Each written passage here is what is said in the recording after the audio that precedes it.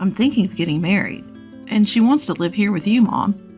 His words left me shocked, twice. First, my son's wedding announcement of getting married. He, who had just turned 40 this year, had been whining about not having a girlfriend, even in front of me. Second, it was unusual these days for a bride to be positive about living with her mother-in-law. Up until then, my son and I had been living together in this 2-bedroom apartment. My husband passed away from overwork before my son entered elementary school. Ever since then, my son and I had been supporting each other. My son was still a young child, but he tried his best to support me, even cooking dinner for me as I was working tirelessly day and night. Even after he grew up and started working, my son did not leave home as he was always concerned about me. He cared and didn't want me to be living alone and lonely. I had mixed feelings about him. It was then that he announced his will to get married. "You don't have to worry about me.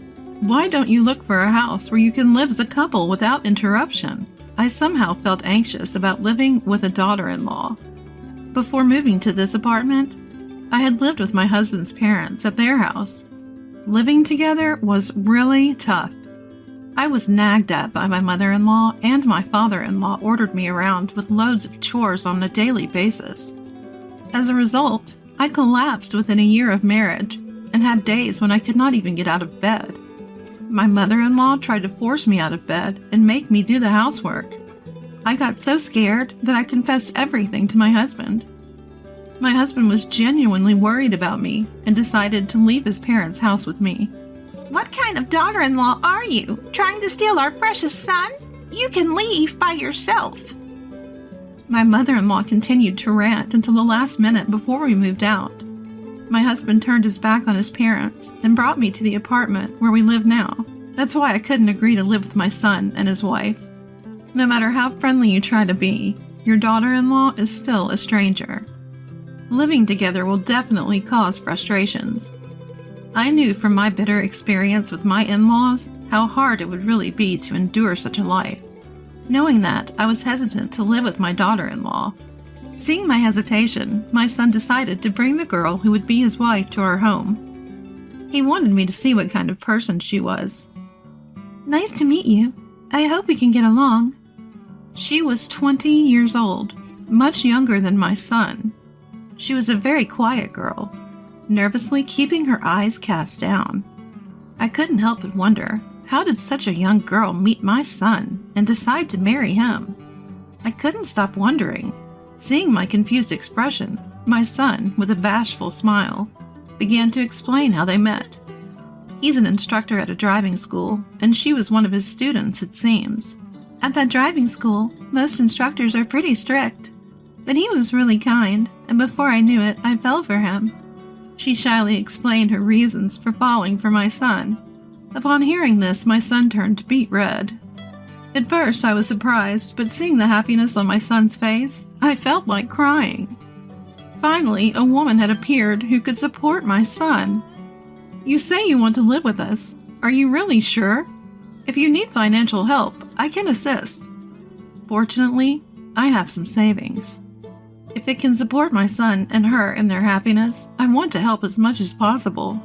I proposed this sincerely, but she shook her head vigorously. "If you're okay with it, I really want to live together. I want to help out, to pay back for all the hard work you've done." What a kind-hearted girl she was. Not only did she care for my son, but she also cared about me, her future mother-in-law. I was both surprised and touched. With her, I thought maybe we could make it work, living under the same roof. Before I knew it, I found myself nodding in agreement. And so, my son and she got married, and we all started living together in our apartment. But the new bride turned out to be a surprising character. Just a week into our shared living, I began to feel a sense of unease. "Mother-in-law, let me do all the housework. You take it easy." I had thought she would continue to work even after we lived together, but apparently, she hadn't been working even before the marriage, and there was no sign of her getting a job. She did do the housework, but the laundry was sloppy, and frankly, her cooking was not so great. but I felt if I said anything, she might take me as a nagging, difficult mother-in-law, so I chose to bear with it. Wanting to lighten her load a little, I said, "Thank you for always cooking. Let me handle dinner today. Why don't you take a break?" But she refused flatly. "No, I'll do it. Please don't take my work away from me." She stubbornly refused. So the moment we decided to live together, I was no longer able to step into my own kitchen. Even when I tried to help out with the cleaning and took out the vacuum cleaner, she snatched it away from me with a slightly irritated look on her face. "So, listen, mother-in-law, I've told you, it's my job. Please, just stay out of it." Her attitude was drastically different from the one she had shown when we first met after the wedding, and I found myself utterly bewildered. My son, wanting to provide for his wife and me, started working a part-time job at night, in addition to his full-time job during the day. This meant he often came home late, leaving her and me alone in the house for long stretches of time. She complained about virtually everything I did, which led me to retreat into my bedroom more and more. Whenever I'd emerge out to go to the restroom, I'd find her relaxing in the living room, nonchalantly watching TV. I felt incredibly uncomfortable in my own home, and I couldn't help but sigh quietly to myself. But that was not all. At one point, my son said something that took me completely by surprise. "Mom, don't you think you're making her work a little too hard? It's not fair to make her do all the housework." "What?" I exclaimed in surprise, raising my voice involuntarily. My son was looking at me with a grimace as if I was the villain.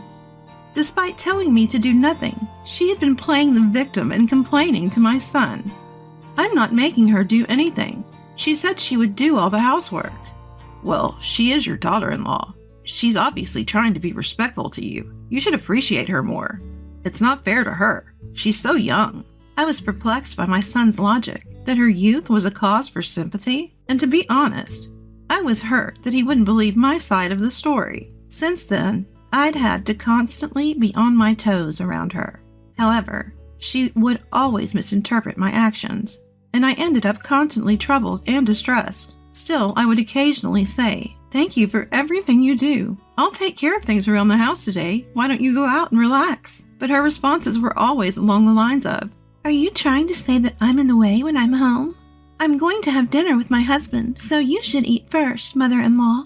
Unbeknownst to my son, who came home late, I found myself eating alone in my bedroom. The silence of my bedroom with no television made me feel incredibly lonely. I could hear her laughing at the TV show in the living room. I began to fear that I would forever be treated as an intruder in this home. This went on for almost a year.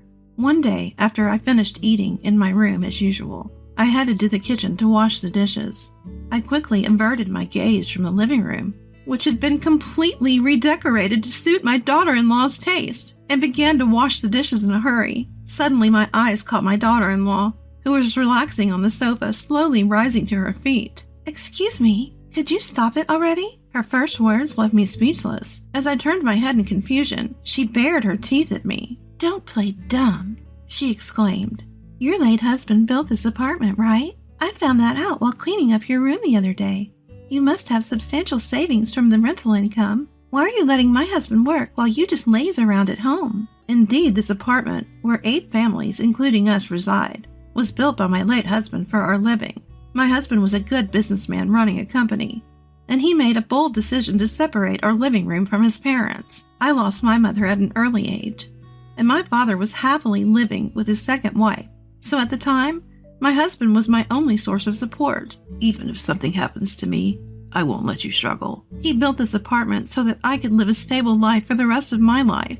As long as there are tenants, there is a steady income. Nevertheless, the reason our son works is that he wants to be independent. My son, who now has a wife, is trying to provide for his family in his own way. However, it seems that his wife misunderstands that I am causing him to struggle because I am here. The words of my daughter-in-law continued. "Eventually, mothers who can't let go of their children are totally dependent on them financially, right? To be frank, it's annoying. And unemployed, living on a pension, like you, is hindering our life. If you care about your son, please leave this apartment." I couldn't understand what my daughter-in-law was saying at all. In the first place, Wasn't it you who wanted to live together?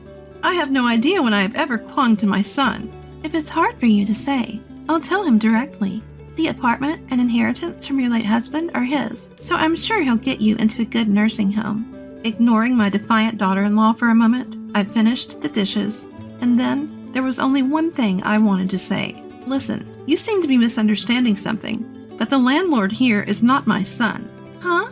At her somewhat stupid voice, I sighed internally and continued. Listen well. First of all, thank you for cleaning my room, but did you rummage through my things without permission?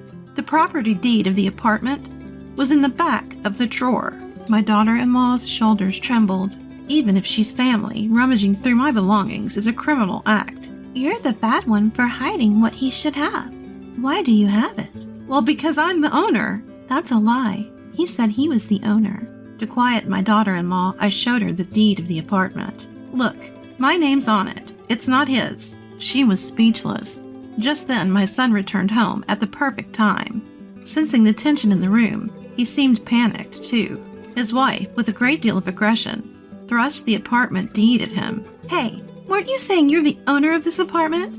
How do you explain this? My son, left stunned by his wife's intense fury, finally looking guilty, he responded, I'm sorry. I just wanted to impress you a bit. I wanted you to say, wow. It seemed like he lied a small lie, hoping to get some praise from his wife. Actually, when I eventually pass away, the apartment will indeed be his, so he wasn't entirely wrong. We've been patient all this time, haven't we? Let's make you the owner now, and have your mother move into a nursing home. That way everyone will be happy, don't you think? Nursing home? But... Our son tried to object, but his wife's momentum was unstoppable. We've struggled through living together when we didn't even want to. Isn't it time we got a reward? I knew it. She never really wanted to live with me, it seems. She was trying to flatter me and make a good impression, but in the end, she found me too much of a nuisance. My son seemed conflicted for a while, caught in the argument between his wife and me, but eventually turned to me. Mom, I'm sorry. I'll find you a good nursing home, I promise. I won't let you suffer. So, could you give this apartment to me? Apparently my son had decided to side with his wife. Well, I guess it can't be helped. Husbands should prioritize their wives. But I too have endured a lot over the past year. I have no intention of meekly moving into a nursing home. Fine. I'll transfer the ownership of this apartment to you. Do what you wish. But I'm choosing my new place myself. I said just that and returned to my bedroom. I could hear the triumphant voice of my daughter-in-law from the other side of the door. We did it! Now we can finally become the owners of this apartment. I could also hear my son's voice echoing his wife's excitement. I could feel the days of hard work with my son crumble like a house of cards, but I couldn't afford to be downcast. I decided to make my next move. Several days later, I transferred the ownership of the apartment to my son as promised, and decided to leave the apartment immediately. I kept my new place of residence a secret. Mom, thank you so much. I'll do my best from here on out. Thank you so much. We're going to be happy together. My son and his wife saw me off, cheerful as always. I bade them farewell with a forced smile. I moved into a condominium with nursing care services. It had a view of the mountains and the sea, a dream my late husband and I had. The spacious and comfortable environment without creaking floors like the old apartment, and the vast view seemed to cleanse my soul. Just then, a call came in on my mobile phone. It was from my son. When I answered, a voice filled with rage reached my ears. Mom, what the hell? The apartment has a severe termite infestation. They say it needs to be rebuilt. Just as I thought, a few months before I decided to move out, termites were found during a building inspection. The building was old, and I was considering rebuilding it, but my son was too busy with work, and I hadn't had the chance to discuss it with him. I had informed the other tenants in advance, and they had all agreed to move out. As it was my responsibility, I covered the moving costs, and there were no issues. Despite the mass departure of tenants, my son and daughter-in-law hadn't realized the urgency of the situation. The apartment is yours now, isn't it? Whether you rebuild it or demolish it, you can do as you please. What?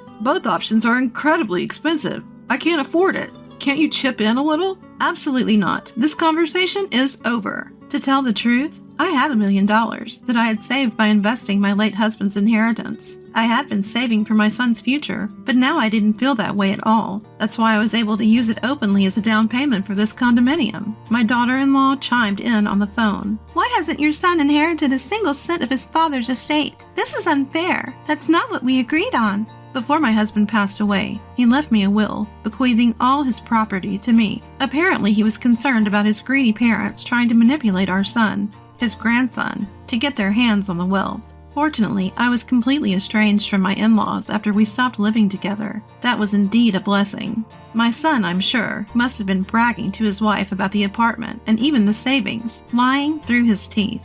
It was clear as day that his wife's motive for marrying him was money. Please help me. I've always dreamed of being a stay-at-home wife. Well, if you're out of money, you'll have to work. You're young. You can find jobs anywhere, right? Best of luck. Marriage isn't always about happiness. Overcoming various hardships is what defines a couple. Perhaps this is a fitting end for my son's wife, blinded by money, and my son who prioritized such a wife, neglecting his own mother. Afterward, my son spent all his money to demolish the apartment. He planned to sell the land once it was cleared, but the truth is, it was leased from a third party, and according to the agreement, it had to be returned after the demolition. His plan to profit from the land sale crumbled to dust, so the couple ended up penniless. To accommodate his wife's unwillingness to lower her living standards, my son is apparently working tirelessly day and night. I've changed my phone number so there are no calls, but somehow they found out my address, and I received letters from my son and his wife every month. I discard them without opening. I don't want anyone to disrupt this elegant, solitary life of mine. Outside the window, the blue sea and the green trees are shining in the sunlight. My deceased husband smiles at me from his portrait near my bed. You could help him, you know. Not sure about his wife, though. I felt as if he was